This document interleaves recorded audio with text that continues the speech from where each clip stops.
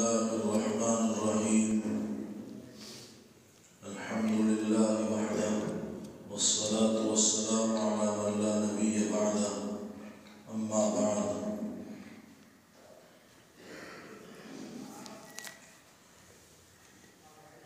بات چل رہی ہے آدم علیہ السلام اور حضرت حوا علیہ السلام سے متعلق کہ جو ان سے غلطی سرزد ہو گئی تھی، پھر اس کے بعد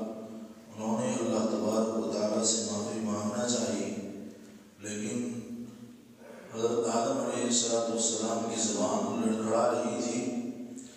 اور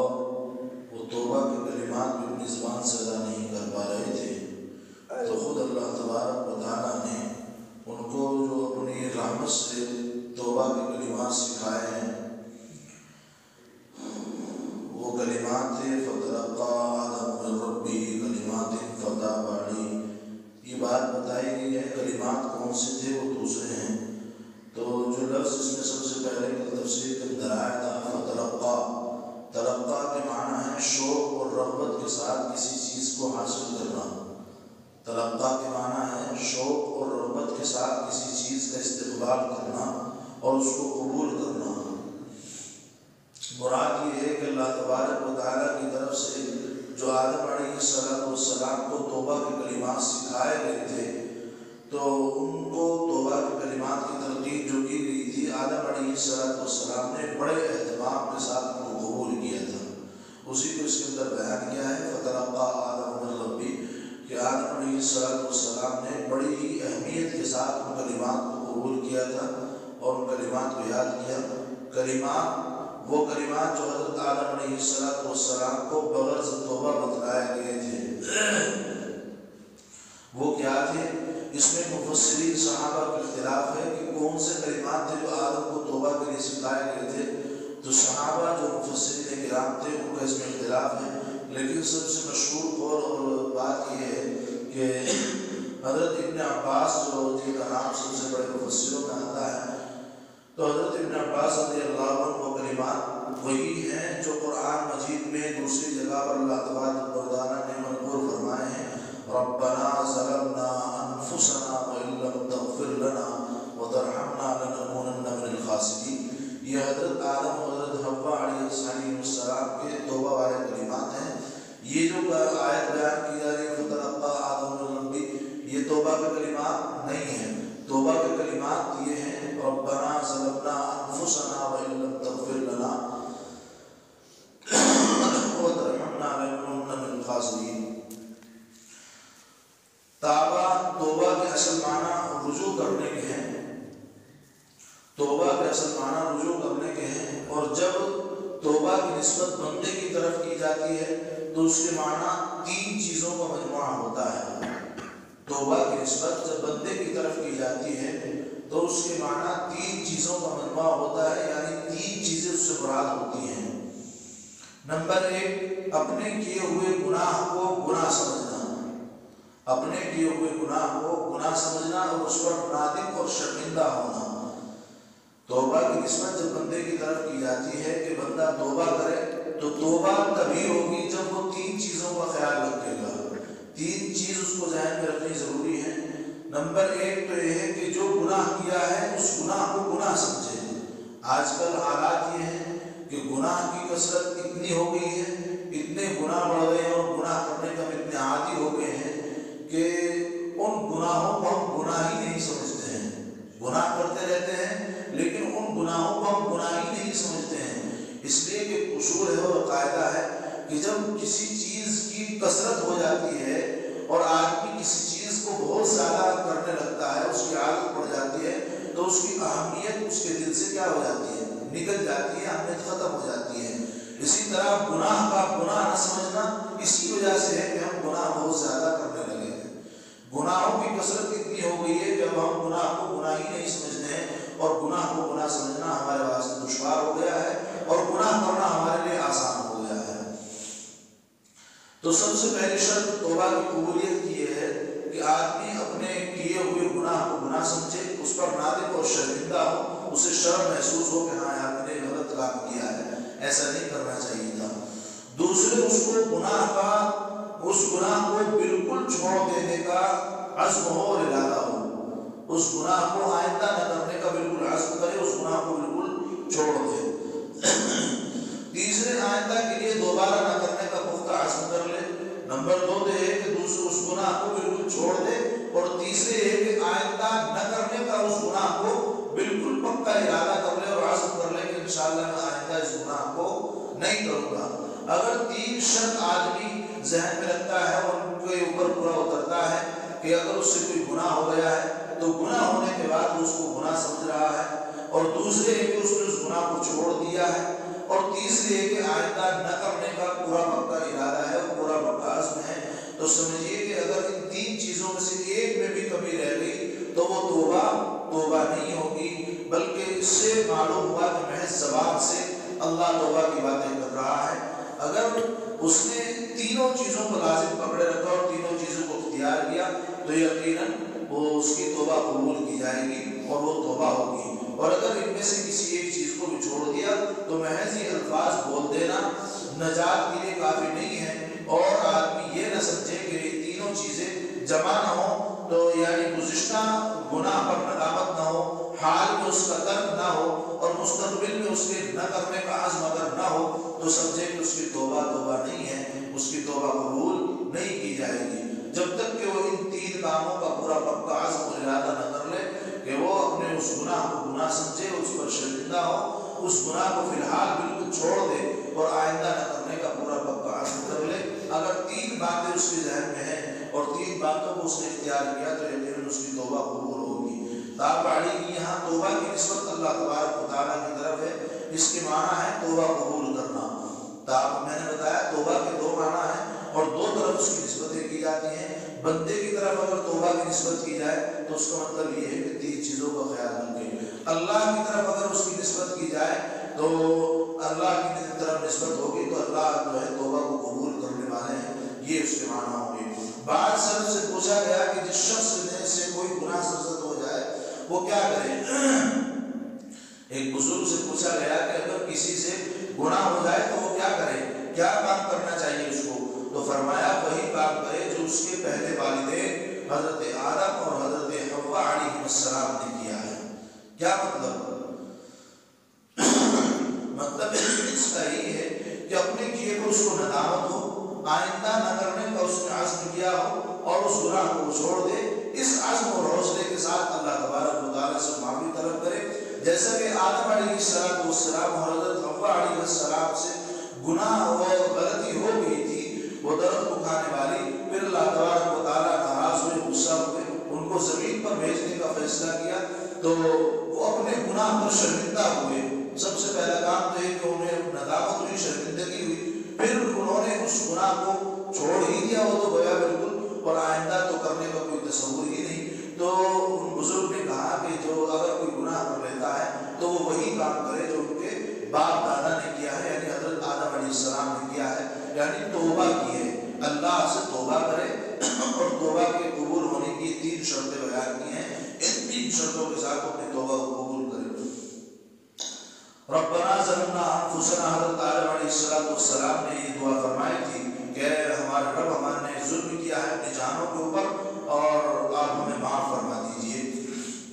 آپ ہمارے پروردگار ہیں، ہم نے اپنی جانوں کے اوپر ظلم کر لیا ہے، اگر آپ معاف نہ کریں، اگر آپ ہم پر رحم نہ کریں تو ہم سب خسارے کے باعث ہو جائیں گے اور سب نقصان اٹھانے والے ہو جائیں گے۔ اسی طرح حضرت موسیٰ علیہ السلام نے بھی اللہ تبارک و تعالیٰ سے عرض کیا تھا رب انی ظلمت نفسی فاغفر لی، کہ اے میرے رب میں نے ظلم کیا ہے اپنی جان کے اوپر، بس آپ مجھے معاف فرما دیجیے۔ حضرت موسیٰ علیہ السلام سے جو غلطی کا صدور ہو گیا تھا، ایسے ہی حضرت یونس علیہ السلام سے جب لغزش ہو گئی تھی، ایک کوتاہی ہو گئی تھی، تو عرض کیا لا الہ الا انت سبحانک انی کنت من الظالمین، یعنی اللہ کے سوا کوئی لائق عبادت نہیں ہے، آپ ہر برائی سے پاک ہیں، میں ظلم کرنے والوں میں داخل ہو گیا ہوں، مطلب یہ ہے کہ مجھ پر رحم فرما دیجیے۔ تو اگر آدمی کے اوپر کوئی حالات آئیں، کوئی مشکل آئے، کوئی پریشانی ہو، کوئی غم کا ماحول ہو، تو آدمی کو لا الہ الا انت سبحانک انی کنت من الظالمین والی تسبیح پڑھنی چاہیے، اس لیے کہ حضرت یونس علیہ السلام جب مچھلی کے شکم میں چلے گئے تھے، مچھلی نے آپ کو نگل لیا تھا اور مچھلی کے پیٹ میں آپ چلے گئے تھے، تو حضرت یونس علیہ السلام کے ذہن میں یہی دعائیں تھی اور یہی کلمات حضرت یونس علیہ السلام کو سکھائے گئے تھے۔ تو حضرت یونس علیہ السلام نے مچھلی کے پیٹ میں رہتے ہوئے دعا کی کہ لا الہ الا انت سبحانک انی کنت من الظالمین۔ یہ تسبیح انہوں نے پڑھی، اس تسبیح کا ورد کیا، تو اللہ تبارک و تعالیٰ نے اس تسبیح کی برکت سے یہ تسبیح اتنی جلالی ہے کہ اس جلال کی وجہ سے مچھلی اپنے پیٹ میں حضرت یونس علیہ السلام کو رکھ نہ پائے اور کنارے آ کر اس نے یونس علیہ السلام کو اگل دیا اور باہر نکال دیا۔ اس لیے آدمی کے اوپر جب بھی کوئی حالات آئے، کوئی پریشانی آئے، کسی مشکل میں آدمی گرا ہو، تو آدمی کو یہ سب سے زیادہ تسبیح پڑھنی چاہیے۔ جیسا کہ ابھی ملک کے حالات خراب چل رہے ہیں اور خراب تھے، تو علماء نے اسی آیت کریمہ کا اہتمام کرایا تھا۔ آیت کریمہ جو کہا جاتا ہے وہ اسی تسبیح کو کہا جاتا ہے، اسی آیت کو کہا جاتا ہے، لا الہ الا انت سبحانک انی کنت من الظالمین۔ جب بھی کوئی حالات مشکل پیش آئے تو ہمیں اس کا ورد کرنا چاہیے۔ یقیناً اللہ تبارک و تعالیٰ کوئی نہ کوئی راہ اور کوئی نہ کوئی راستہ ہم کو سجھائے گا اور بتائے گا۔ جب حضرت اللہ تبارک و تعالیٰ مچھلی کے پیٹ سے حضرت یونس علیہ السلام کو نکال سکتے ہیں، تو ہمارے حالات کے حالات کے سامنے کیا ہے؟ کچھ بھی نہیں۔ اس لیے جب بھی کوئی مشکل حالات آئیں تو اس تسبیح کا ورد کریں۔ ایک چیز فائدہ، حضرت آدم اور حوا علیہ السلام جو اتحادی لغزش کر بیٹھے تھے اور ان سے صادر ہو گئی، اب فرق تو قرآن کریم نے دونوں ہی کی طرف اس کی نسبت کی ہے، یعنی جو ان سے غلطی ہوئی تھی تو اس غلطی کو اللہ تبارک و تعالیٰ نے دونوں کی طرف نسبت کر کے فرمایا ہے، فَأَزَلَّهُمُ الشَّيْطَانُ عَنْهَا فَأَخْرَجَهُمَا، کہ انہوں نے جو لغزش کی ہے، ان سے جو بھول ہوئی ہے، جو غلطی ہوئی ہے، جس کی وجہ سے ان کو جنت سے نکالا گیا اور زمین پر بھیجا گیا، اور زمین پر اترنے کے حکم میں بھی حضرت حوا علیہ السلام کو شریک کر کے لفظ اہبطوا فرمایا ہے، مگر بعد میں توبہ اور قبول توبہ میں صرف اور صرف آدم علیہ السلام کو اللہ تبارک و تعالیٰ نے مخاطب کیا ہے کہ آدم نے توبہ کی، آدم کے کلمات کو قبول کیا گیا، حضرت حوا کا ذکر کیوں نہیں ہے؟ سوال یہ ہے کہ حضرت حوا بھی ان کے ساتھ تھی اور حضرت حوا میں بھی غلطی میں برابر کے شریک ہیں، تو حضرت آدم علیہ السلام کا اکیلے ہی کا ذکر کیوں فرمایا؟ حضرت حوا کا ذکر کیوں نہیں ہوا؟ کیا حضرت حوا نے توبہ نہیں کی یا حضرت حوا کی توبہ کو قبول نہیں کیا گیا؟ کیا وجہ رہی کہ حضرت حوا کا ذکر اس کے اندر نہیں ہے؟ اس مقام کے علاوہ بھی اس لفظش کا ذکر صرف اور صرف آدم علیہ السلام ہی کی طرف نسبت کر کے کیا گیا ہے۔ عصا آدم وغیرہ کے الفاظ جو استعمال کیے گئے ہیں، اس لفظش کو اور بھی جگہوں پر اللہ تبارک و تعالیٰ نے صرف آدم علیہ السلام کی طرف نسبت کی ہے، حالانکہ مجرم جو ہیں اور جو اس لفظش میں شامل ہیں وہ حضرت حوا بھی برابر میں شامل ہیں، تو ان کا ذکر کیوں نہیں کیا گیا؟ اس کا جواب یہ ہو سکتا ہے، اس کی وجہ یہ کہ رعایت ہو کہ عورت کو اللہ تبارک و تعالیٰ نے مستور رکھا ہے، اللہ نے عورت کے ذکر کو چھپا کر کے رکھا ہے، اس لیے بطور پردہ پوشی کے گناہ اور عقاب کے ذکر میں اس کا ذکر نہیں فرمایا ہے، بلکہ اور ایک جگہ پر اللہ تبارک و تعالیٰ نے ذکر کر بھی دیا ہے، ربنا ظلمنا انفسنا، یہ دونوں ہی کا ذکر ہے کہ اے رب ہم نے، آپ ہمارے رب ہیں، ہم نے اپنی جانوں پر ظلم کیا ہے، آپ ہمارے اوپر رحم فرما دیجئے، ہمارے گناہ کو معاف فرما دیجئے، تو دونوں کا ذکر کیا بھی ہے، لیکن کھلے طور پر اور حضرت حوا علیہ السلام کا نام لے کر اللہ تبارک و تعالیٰ نے کہیں ذکر نہیں فرمایا ہے، تاکہ کسی کو یہ شبہ بھی نہ رہے کہ حضرت حوا علیہ السلام نے توبہ نہیں کی، ان کی توبہ قبول نہیں کی، اسی لیے اللہ تبارک و تعالیٰ نے ذکر بھی کر دیا ہے کہ ان کی غلطی بھی معاف ہوگی، ان کو قصور بھی معاف ہو گیا۔ اس کے علاوہ عورت چونکہ اکثر احوال میں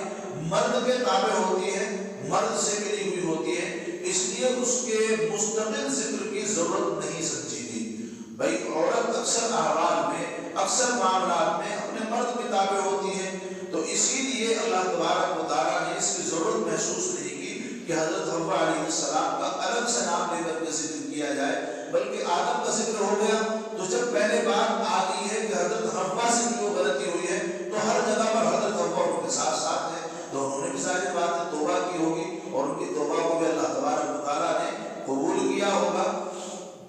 تو اس سے پہلے جو بات بتائی گئی ہے کہ ہو سکتا ہے کہ اللہ نے عورت کے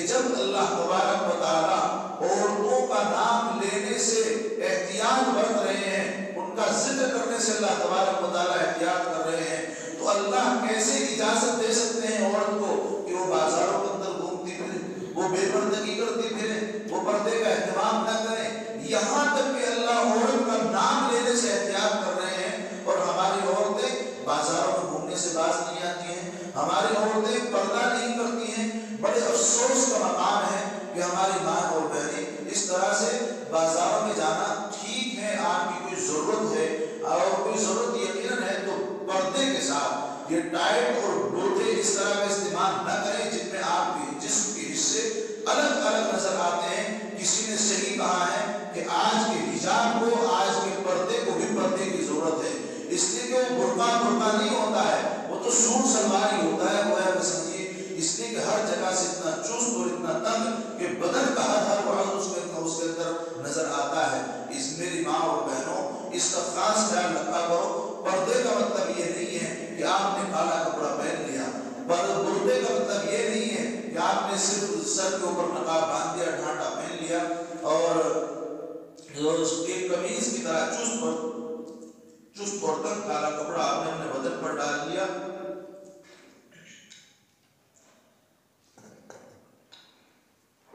ہرگز اس کا نام پردہ نہیں ہے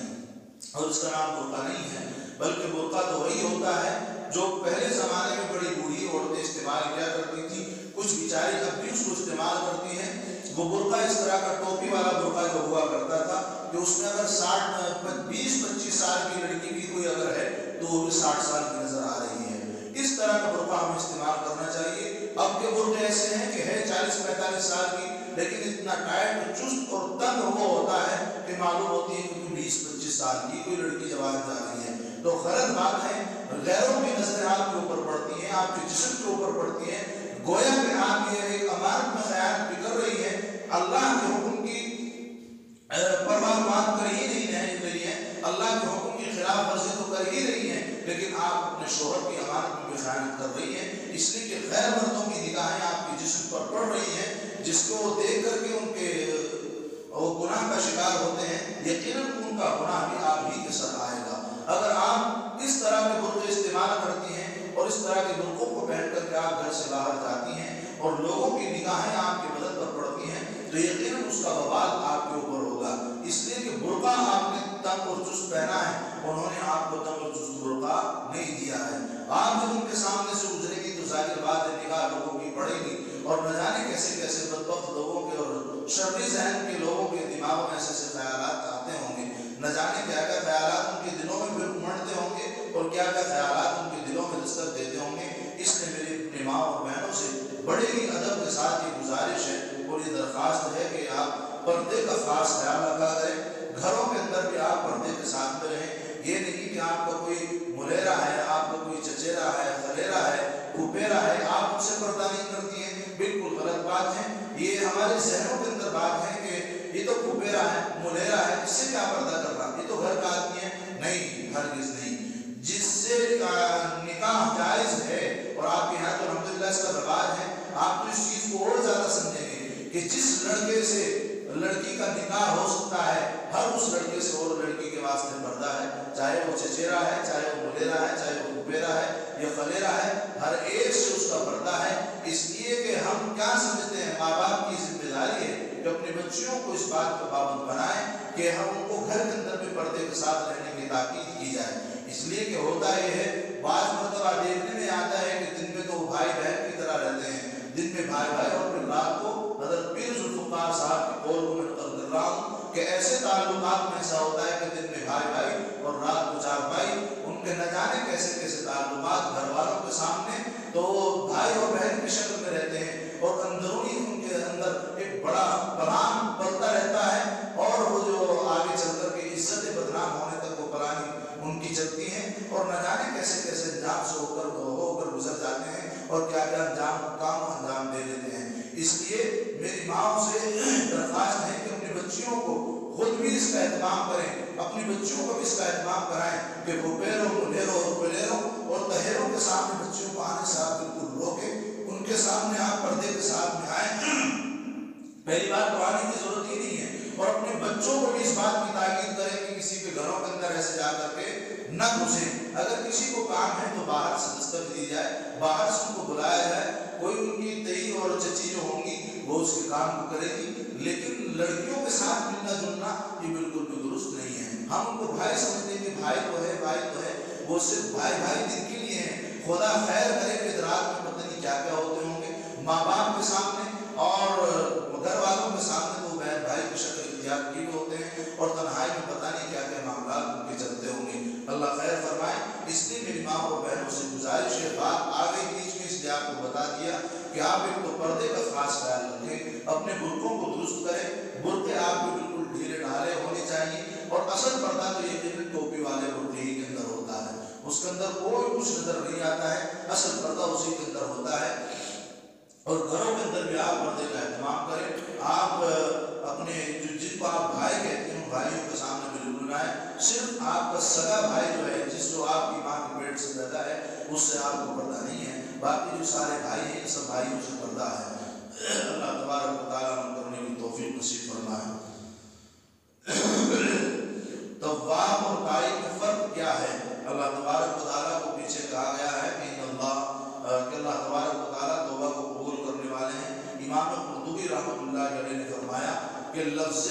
تواب بندے کے لیے بھی بولا جاتا ہے، جیسے ان اللہ یحب التوابین، کہ اللہ تبارک و تعالیٰ توبہ کرنے والوں کو پسند کرتے ہیں، اور اللہ تعالیٰ کے لیے بھی اس آیت کو استعمال کیا جاتا ہے هو التواب الرحیم۔ جب بندے کے لیے استعمال ہوتا ہے تو معنی ہوتے ہیں کہ گناہ سے اطاعت کی طرف رجوع کرنے والا، جب بندے کی طرف توبہ کے معنی کیے جاتے ہیں تو اس کا مطلب یہ ہوتا ہے تواب کے معنی کہ وہ گناہ سے اطاعت کی طرف رجوع کر رہا ہے اور لوٹ رہا ہے، اور جب اللہ تبارک و تعالیٰ کے لیے لفظ تواب کا استعمال ہوتا ہے تو معنی ہوتے ہیں توبہ کو قبول کرنے والا۔ یہ صرف لفظ تواب حکم ہے، اس معنی کا دوسرا لفظ تائب ہے، اس کا استعمال اللہ تعالیٰ کے لیے جائز نہیں ہے، یعنی لفظ تائب جو ہے اس کا استعمال اللہ تعالیٰ کے لیے جائز نہیں ہے، اگرچہ کہ لغت کے اعتبار سے اس کو استعمال کیا جا سکتا ہے، لیکن اس طرح سے عام لفظوں کے اعتبار سے اس کو استعمال نہیں کیا جا سکتا ہے، مگر اللہ تبارک و تعالیٰ کی شان میں صرف وہی صفات اور القاب استعمال کرنا جائز ہے جن کا ذکر اللہ تبارک و تعالیٰ نے قرآن کے اندر کیا ہے، یا نبی پاک علیہ السلام نے احادیث مبارکہ کے اندر جن کا ذکر کیا ہے، انہی الفاظ کو اللہ کے واسطے استعمال کریں۔ گناہ سے توبہ کو قبول کرنے کا اختیار صرف اور صرف کس کو ہے؟ اللہ تبارک و تعالیٰ کو ہے۔ اس آیت سے یہ بھی معلوم ہوا کہ توبہ قبول کرنے اور گناہ معاف کرنے کا اختیار سوائے اللہ تبارک و تعالیٰ کے اور کسی کو نہیں ہے۔ گناہ کو توبہ کرنے والے صرف اور صرف اللہ تبارک و تعالیٰ، گناہ کی توبہ کو قبول کرنے والے صرف اور صرف اللہ تبارک و تعالیٰ ہیں، کسی یہود کو یا کسی نصرانی کو اختیار نہیں ہے۔ اس قاعدے سے غفلت کی بنا پر سخت فتنے میں مبتلا ہو گئے یہود اور نصارہ جو ہے، وہ اس قاعدے کی بنا پر بہت سخت فتنے کے اندر مبتلا ہو گئے کہ صرف اللہ ہی توبہ کو قبول کریں گے اور کوئی توبہ کو قبول نہیں کر سکتا ہے۔ ان کے درمیان ایک بڑا اختلاف ہوا ہے کہ پادریوں اور پیروں کے پاس جاتے اور ان کو کچھ ہدیہ دے کر اپنے گناہ معاف کرا دیے۔ ان کا خیال یہ تھا یہود و نصارہ کے ان کے مذہب کے جو امام ہوتے تھے، یعنی پادری اور پیر وغیرہ جو ہوتے تھے، ان کے پاس جاتے اور ان کو کچھ ہدیہ وغیرہ دے کر کے کہتے کہ ہمارے گناہوں کو معاف فرما دیجیے، تو پادری ان کو کہتے کہ ہاں آپ کے گناہ معاف ہو گئے، اس لیے کہ ان کے پاس ہدایہ آتے تھے اور ان کا خیال یہی تھا کہ اللہ ہی توبہ کو قبول کرنے والا نہیں ہے، بلکہ ہمارے پیر مرشد جو ہیں، یہ پادری جو ہیں، یہ بھی گناہ کو قبول کرنے والے ہیں اور گناہ کو معاف فرما دیتے ہیں،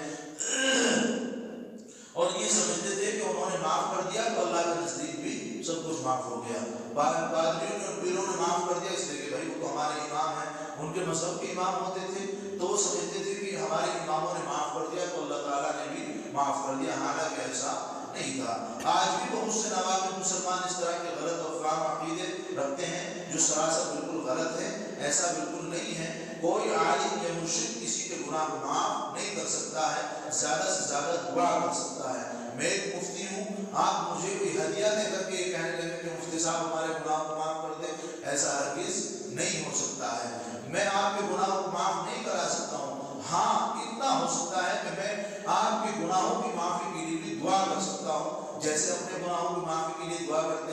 ایسی آپ کی گناہوں کی معافی کے لیے بھی دعا کر سکتے ہیں، لیکن ایسا نہیں ہے کہ ہم آپ کے گناہ کو معاف کرا دیں گے اور ہم آپ کو اس بات کا سرٹیفکیٹ دے دیں کہ ہاں آپ کے گناہ معاف ہو گئے، اور آپ یہ سمجھنے لگے کہ مفتی صاحب نے کہہ دیا کہ گناہ معاف ہو گئے تو اللہ نے بھی گناہ معاف کر دیے۔ ایسا ہرگز نہیں ہے، یہ بالکل غلط عقیدہ ہے اور ان کی خام خیالی ہے، ایسا ہمیں خیال نہیں رکھنا چاہیے۔ تو آج کی مجلس کا خلاصہ ان دو باتوں پر ہے کہ آدمی کو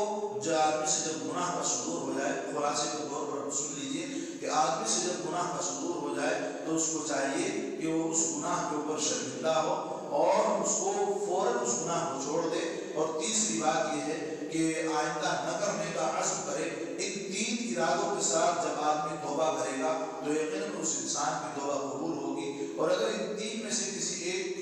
کو بھی وہ چھوڑ دے گا تو وہ اس گناہ پر شرمندہ نہ ہو یا اس گناہ کو نہ چھوڑے، آئندہ نہ کرنے کا عزم نہ کرے تو اس کی توبہ قبول نہیں ہوگی۔ اس لیے اگر ہم توبہ کو قبول کرانا چاہتے ہیں تو ان تین امور کو ہمیں پکڑنا پڑے گا، ان کو اختیار کرنا پڑے گا۔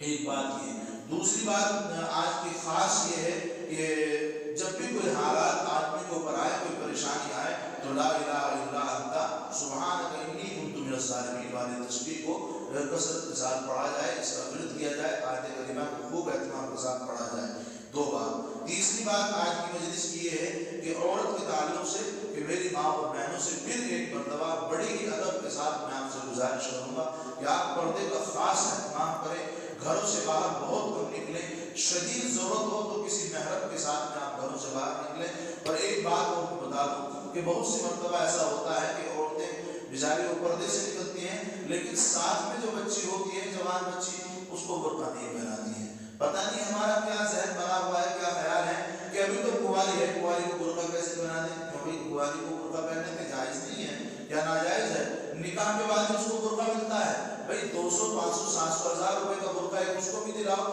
بچپن سے بچیوں کو برقع پہننے کی عادت ہمیں ڈالنی چاہیے۔ ہماری عورتوں کا بھی، مردوں کا بھی یہ خیال ہے کہ ابھی تو کنواری ہیں، کیا برقع پہنے گی ابھی؟ ارے بھائی کنواری ہے تو برقع پہننے کا ناجائز ہے، کیا برقع اس کو کاٹ لے گا؟ ایسا نہیں ہے، یہ بالکل غلط ہے اور غلط خیال ہے۔ کنواری بچیوں کو بھی ہمیں برقعے دلانے چاہیے اور ان کو استعمال کرانا چاہیے۔ تو بہت سی عورت باہر نکلتی ہیں، ساتھ میں جوان بچی ہے، وہ برقع پہنے ہوئے نہیں ہے، خود تو برقع پہن لیا، خود چہرہ ڈھک لیا، اس لیے کہ یہاں اس کے دیور جیٹھ جانا کیا کیا ہے، اور اس بچی کے تو سارے بھائی ہیں، بھائی بھائی ہیں لیکن ان بھائیوں سے پردہ ہے، وہ ایسے بھائی ہیں اس کے گاؤں میں ہیں تو وہ سب سے پردہ ہے، اس لیے کہ خدا نہ خاص کر کوئی بات ایسی ہو تو اس کا نکاح بھی ہو سکتا ہے بھائیوں کے ساتھ میں، جیسا کہ یہاں ہوتا ہے، اور الحمدللہ بہت اچھی چیز ہے۔ تو اس لیے ہماری ماں اور بہن اس کا خاص خیال رکھیں، جب خود باہر جائیں تو خود تو پردہ کر لیتی لیکن بچیوں کو پردہ نہیں کراتی ہیں، تو ان کو بھی آپ برقع پہنا کر کے لے کر کے چلیں۔ تو تیسری بات یہ ہوئی کہ برقعے کا خاص اہتمام کیا جائے، اور برقعے بالکل بھی چست نہ ہوں بلکہ ڈھیلے ڈھالے برقعے ہونے چاہیے، جن میں آپ کے بدن نہ جھلکے، جن میں آپ کے بدن کی شیپ نظر نہ آئے، اور گھروں کے اندر بھی آپ خاص پردے کا اہتمام کریں۔ جو ہمارے رشتہ دار ہیں، رشتہ داروں کے بچے ہیں، ان سب سے بھی پردہ کرائیں، اپنے آپ بھی کریں اور بچیوں کو بھی پردہ کرائیں۔ تین بات۔ چوتھی بات آج کی یہ ہے کہ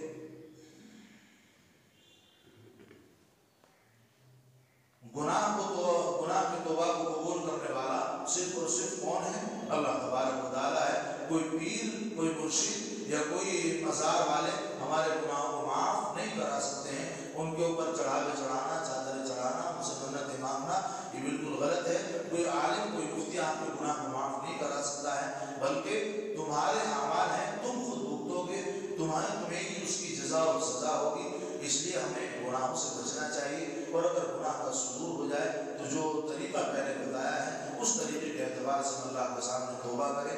اور یہ یقین رکھیں کہ توبہ کو قبول کرنے والا صرف اور صرف اللہ تبارک و تعالیٰ ہے۔ اللہ تبارک و تعالیٰ ہم کی توفیق نصیب فرمائے، اور اللہ تبارک و تعالیٰ ہماری ماں اور بہنوں کو خاص پردہ کرنے کی توفیق نصیب فرمائے، اور اللہ تبارک و تعالیٰ گناہ